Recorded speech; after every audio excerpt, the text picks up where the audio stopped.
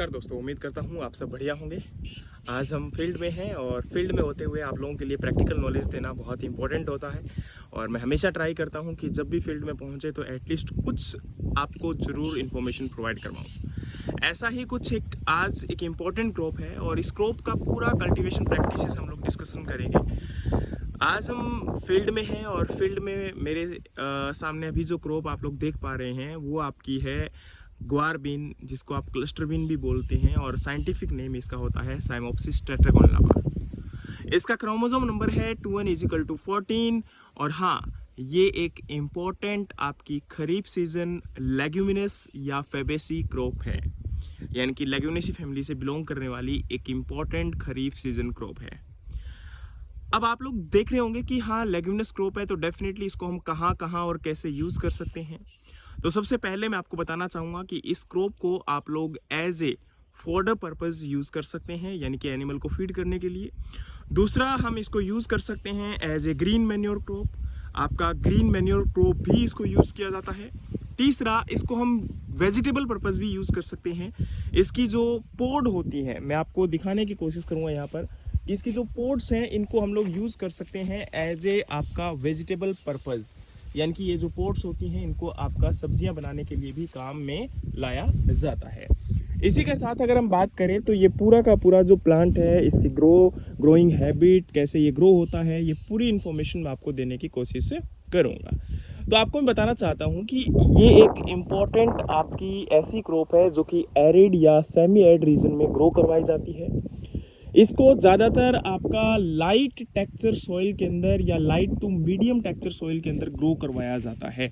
अब light to medium की अगर मैं बात करना चाहूँ तो आपको यहाँ पर बताना चाहूँगा, जैसे आप लोग देख पा रहे हैं कि ये देखिए यहाँ पर जो सॉइल है ये बिल्कुल आपकी सैंडी सॉइल है, या फिर यूँ कह सकते हो कि सैंडी आपकी लोमी सॉइल है।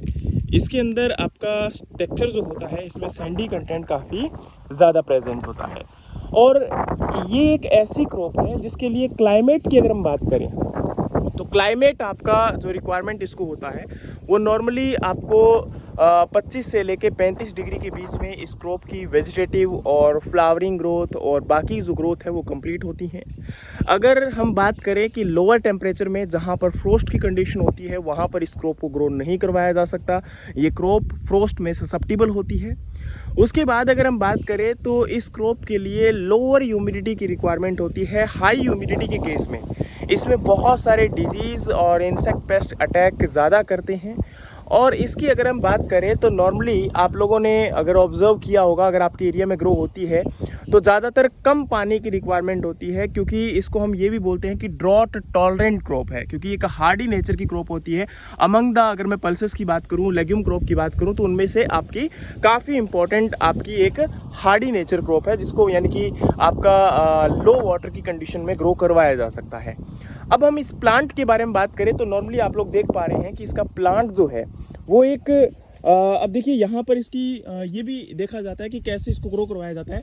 तो नॉर्मली जो रो टू रो स्पेसिंग होती है वो 45 सेंटीमीटर होता है नॉर्मल कंडीशन में, लेकिन अगर सिंगल स्टेम वेराइटी है तो उस केस में क्या होगा कि ये 30 सेंटीमीटर स्पेसिंग आपका मेंटेन किया जाएगा रो टू रो।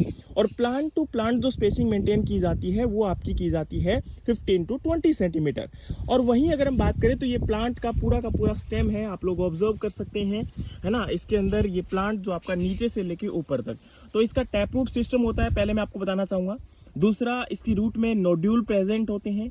नोड्यूल, क्योंकि आप लोग जानते हैं कि लेग्यूमिनस क्रॉप है तो डेफिनेटली इसकी रूट में नोड्यूल्स होंगे, और नोड्यूल्स जो है वो नाइट्रोजन फिक्सेशन करने में काम आते हैं। और आपको पता होना चाहिए कि जो आपकी ग्वारबीन की क्रॉप है उसमें नाइट्रोजन फिक्सेशन आपका देखा जाता है नॉर्मली फील्ड के अंदर। नाइट्रोजन फिक्सेशन जो होता है वो आपका 30 kilogram nitrogen per hectare fixation होता है। और अगर ग्रीन मैन्योर एज ए हम इसको ग्रो करवाते हैं तो उस टाइम पर ये 40 to 45 kilogram nitrogen per hectare आपका ऐड करने का काम करती है। अब इसके प्लांट की नेचर को आप लोग देख पा रहे होंगे, ये आपका एक स्टेडी प्लांट है और यूँ कह सकते हैं कि हर्बेशियस प्लांट आपका नेचर होता है। इसके अंदर आपका जो फ्लावरिंग है वो आपका जहाँ तक मैं इसको देख पा रहा हूँ, ये रेसिमेज आपका जो फ्लावरिंग होता है वो इन्फ्लोरेसेंस इसके अंदर टाइप है। इसके अंदर सारे फ्लावर आप लोग ऊपर देख पाएंगे यहाँ से, है ना। जैसे अभी ये आपका फ्लावरिंग कंडीशन में है और इसका फ्लावर कुछ इस प्रकार से, है ना, पिंकिश कलर का है। और यहीं से आपके ये पोड जो है इमर्ज आउट हो रहे हैं। इनिशियल स्टेज में आप लोग पूरा देख पा रहे होंगे, है ना। तो ये आपका प्लांट का नेचर है। और इसके अंदर अगर हम बात करें तो जो आपका प्लांट है वो ऊपर की तरफ जैसे यहाँ बढ़ रहा है ना, तो ये आपका एपिकल पोर्शन हम इसी को बोलते होते हैं। और यहाँ पर देखेंगे कि जो आपका बर्ड्स हैं वो लगातार ऑरिजिनेट हो रही हैं, है ना। तो ये एक ऐसी क्रॉप है जिसके अंदर आपका काफ़ी अच्छी ग्रोथ भी देखी जाती है। और हाँ, इसको ज़्यादातर अगर हम बात करें तो एक बार याद होगा कि काफ़ी इसका प्राइस भी इंक्रीज़ हुआ था। अप्रोक्सीमेटली पर क्विंटल जो है 30,000 इसका प्राइस चला गया था। उस समय पर बहुत सारे लोगों ने इसको ग्रो भी करवाया था।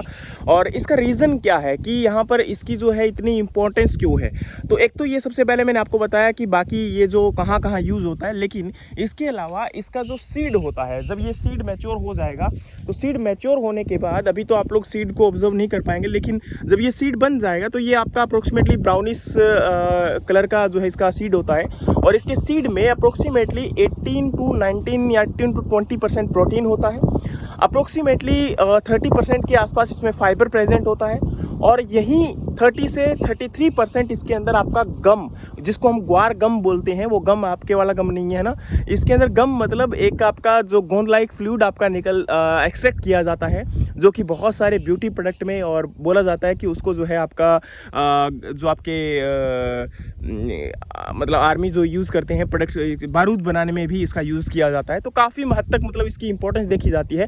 तो उसी की वजह से इसकी इंपॉर्टेंस जो है मार्केट में भी ऑब्जर्व होती है। और इसका प्राइस जो है अभी प्रेजेंट टाइम में गवर्नमेंट इसलिए इसको प्रमोट करती है क्योंकि अगर हम बात करें तो आपको पता है खरीफ सीजन के अंदर मेजरली कॉटन और राइस ऐसी क्रॉप को ग्रो करवाया जाता है। तो राइस एक इम्पॉर्टेंट वो क्रॉप है जिसके अंदर वाटर की रिक्वायरमेंट काफ़ी ज़्यादा होती है। तो पानी की रिक्वायरमेंट को देखते हुए गवर्नमेंट लगातार इन ऐसी क्रॉप्स को प्रमोट करने की भी जो है ज़्यादातर कोशिश करती है। लेकिन आप लोगों को इसकी जो इम्पोर्टेंट वैरायटी है, जैसे कि आपका अलग अलग स्टेट के अंदर अलग वेराइटीज़ को ग्रो करवाया जाता है। इंडिया में अगर हम बात करें तो मेजरली इसको जो है राजस्थान में, हरियाणा, पंजाब, हरियाणा और पंजाब का केवल जो ड्राई रीजन है, जैसे कि पंजाब में आपका मालवा रीजन हो गया, हरियाणा के अंदर जो राजस्थान के आसपास का रीजन है, वहाँ पर इस क्रॉप को ग्रो करवाया जाता है। लेकिन राजस्थान में सबसे ज़्यादा आज प्रेजेंट टाइम में अगर हम इंडिया की बात करें तो टोटल वर्ल्ड का 80% जो ग्वारबिन प्रोड्यूस होता है वो इंडिया में प्रोड्यूस होता है।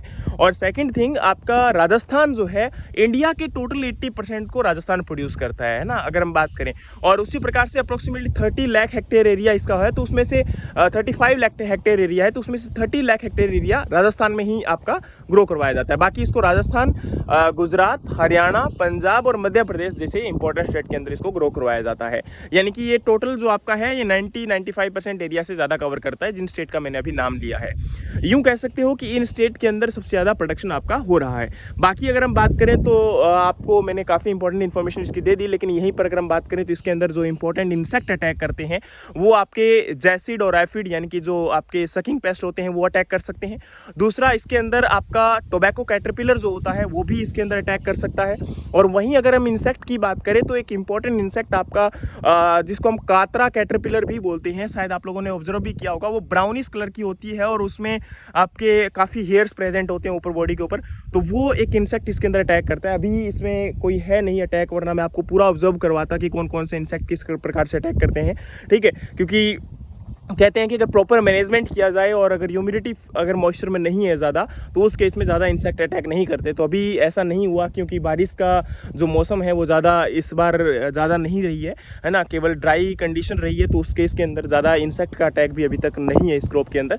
लेकिन वहीं अगर हम बात करें तो इसके अंदर कुछ डिजीज़ भी अटैक करते हैं, जैसे कि बैक्टीरियल ब्लाइट हो गया है ना, तो वो आपके डिजीज़ की वजह से भी क्रॉप के अंदर काफ़ी नुकसान देखा जाता है। तो यहाँ पर अभी क्रॉप बिल्कुल सेफ़ है और इसके अंदर कोई इंसेक्ट पेस्ट का अटैक नहीं है, आप लोग देख सकते हैं। और बाकी इस क्रॉप को ग्रो करने के लिए मैंने अभी बताया कि आपको लाइट टेक्सचर सॉइल की रिक्वायरमेंट होती है और बहुत अच्छे से इसको ग्रो करवाया जा सकता है। अभी प्रेजेंट टाइम में ये पूरा एरिया जहाँ पर आप लोग मैं मतलब खड़ा हूँ, उस एरिया के अंदर ज़्यादातर आपको जो क्रॉप दिखेगी वो आपका यही क्रॉप आप लोग देख सकते हैं, है ना। और इसके अंदर पूरा का पूरा प्लांट आप लोग ऑब्जर्व कर सकते हैं आराम से, है ना। कभी अगर आपने प्लांट को नहीं देखा है तो उम्मीद करता हूँ कि पूरा प्लांट आपने अभी देख लिया होगा और अच्छे से आप लोग ऑब्जर्व भी कर पा रहे होंगे, है ना। अगर फील्ड में नहीं भी जाते हैं तो कम से कम ऐसे प्रैक्टिकल नॉलेज देने की कोशिश करते हैं ज़्यादातर आप लोगों को। उम्मीद करता हूँ कि पूरी वीडियो आपको पसंद आई होगी, और पसंद आई है तो लाइक, शेयर और सब्सक्राइब करना मत भूलिएगा। ऐसे ही वीडियोज़ आप लोगों के लिए और भी लेकर आते रहेंगे जिसमें प्रैक्टिकल नॉलेज आप लोगों को प्रोवाइड करवाई जाएगी। और हाँ, इनके जो इंसेक्ट पेस्ट है उनको कंट्रोल करने के लिए आप लोग वैसे सीड ट्रीटमेंट भी कर सकते हैं। सीड ट्रीटमेंट ज़्यादातर आपका जो कार्बेंडाजिम है या थर्म है उससे कर सकते हैं। अदरवाइज अगर हम इंसेक्ट पेस्ट की बात करें तो सकिंग पेस्ट वगैरह को कंट्रोल करने के लिए इमिडाक्लोप्राइड जैसे जो इंपॉर्टेंट इंसेक्टिसाइड्स होते हैं उनको हम लोग यूज़ कर सकते हैं। बाकी वीड भी हाँ इंपॉर्टेंट इसके अंदर होते हैं, क्योंकि वीड को कंट्रोल करना काफ़ी इंपॉर्टेंट होता है। तो 25 डेज और 45 डेज के टाइम जो होता है उस टाइम पर इसमें आपके वीड का अटैक काफ़ी ज़्यादा होता है। तो उस समय अगर कंट्रोल कर लिया जाए तो बाद में इस क्रॉप के अंदर अभी प्रेजेंट टाइम आप लोग ऑब्जर्व करेंगे कि ज़्यादा वीड का इन्फेस्टेशन भी नहीं है। और दूसरा, आजकल पेंडिमेथालिन जैसे इंपॉर्टेंट हर्बिसाइड्स मार्केट में प्रेजेंट है, तो उनकी वजह से इसके अंदर उनका कंट्रोल जो है ईजिली पॉसिबल हो पाता है। तो उम्मीद करता हूँ कि आपको पूरा वीडियो पसंद आया होगा, और पसंद आया है तो लाइक, शेयर और सब्सक्राइब करना मत भूलिएगा। Thank you so much, have a great day. जय हिंद, जय भारत।